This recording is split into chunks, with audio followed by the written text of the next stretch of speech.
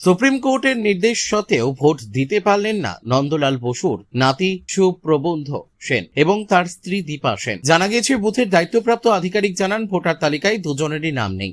বৃদ্ধ দম্পতি সুপ্রিম কোর্টের নির্দেশের অংশটি দেখালে সেটির মুদ্রিত অংশ দিতে বলা হয়। সেটা করার পরেও সুপ্রবুদ্ধ এবং দীপা ভোট দিতে পারেননি। অভিযোগ, তাদের বলা হয় সিউড়িতে জেলা শাসকের দপ্তর থেকে লিখিত অনুমতি নিয়ে আসতে হবে।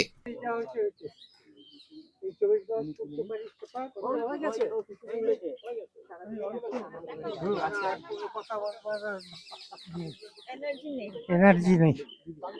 এখন ভোট দিয়ে একটা স্বস্তি তো। আমার 88 বছর বয়স, এই দিলাম, এই বোধহয় লাস্ট ভোট, আর হবে না। আর আমি বোধহয় 3বার এলাম, বোধহয় না 3বার এলাম।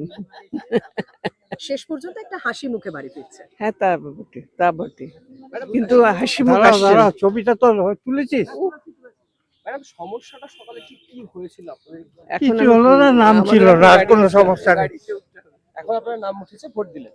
হ্যাঁ, নাম উঠেই ছিল, কিন্তু এনারা সেটা মানছিলেন না। এদের লিস্টে এসডিও করে তারপরে ডিএম এর কাছ থেকে আনতে হলো, শিউড়ি থেকে, তারপরে এনারা মানলেন।